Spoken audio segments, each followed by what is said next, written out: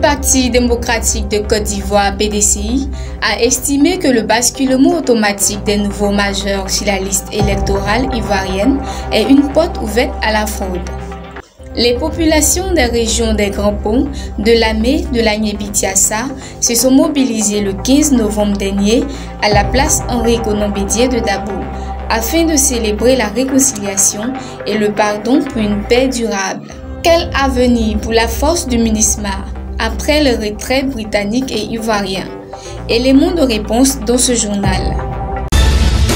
Salut à tous, je vous souhaite la bienvenue sur Relais TV. Nous sommes aujourd'hui le samedi 19 novembre 2022. Actualité politique. La question du basculement automatique des nouveaux majeurs sur la liste électorale est une porte ouverte à la fraude, a soutenu Soumaïla Kouassi Bredoumi, le porte-parole du PDCI. S'exprimait-il lors d'une conférence de presse au siège de son parti à Cocody, à l'occasion de laquelle il a passé en revue 3 points essentiels, à savoir la vie de son parti, l'activité parlementaire en liaison avec la vie de la nation et les autres activités nationales et internationales. Selon le porte-parole du parti d'Henri-Konan-Bédié, ce sont des indices qui ne permettent pas au PDCI-RDA et à la majorité des Ivoiriens d'avoir confiance en cette CEI dans sa configuration actuelle. Parlons de paix. À l'instar des autres localités du pays, le district autonome des Lagunes a abrité la 26e journée nationale de la paix, doublée pour la première fois de celle du souvenir et du pardon. Monsieur Ayé Marcelin, vice-gouverneur du district autonome des Lagunes, au nom du ministre-gouverneur l'Ouest et Vincent, a mis en avant l'engagement du président Ouattara et la volonté du gouvernement à rassembler les fils et les filles de la Côte d'Ivoire en vue d'une paix durable. C'est notre quête inlassable de la paix qui nous réunit aujourd'hui.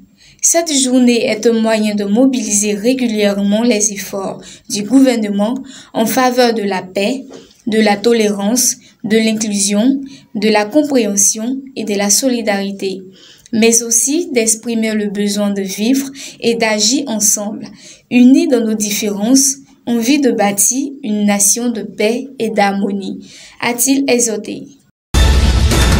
En prélude de la première édition du Festival national des jeux traditionnels, prévu pour les 18 et 19 novembre à Adzopé, la directrice générale des loisirs du ministère du Tourisme, Madame Isabelle Hanot, a animé une conférence de presse le 14 novembre 2022 à la salle de conférence du dit ministère. Au nom du ministre du Tourisme, Siandou Fofana, elle a annoncé corrélativement au thème de cette grande messe des Jeux authentiques du terroir que ce sera une opportunité de célébrer le brassage des peuples des 14 districts et 31 régions de la sublime Côte d'Ivoire par des activités ludiques. Nous terminons avec une note à l'international.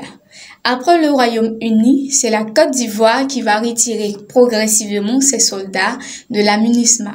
Les deux pays cesseront de contribuer à la force onusienne, au maintien de la paix, et ils cesseront de le faire plus tôt que prévu. Les retraits du Royaume-Uni et de la Côte d'Ivoire ne sont qu'une demi-surprise.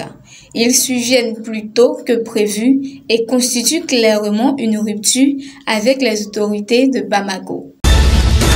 Merci à tous de nous avoir suivis. Je vous donne rendez-vous la semaine prochaine pour une autre édition du journal. D'ici là, portez-vous bien.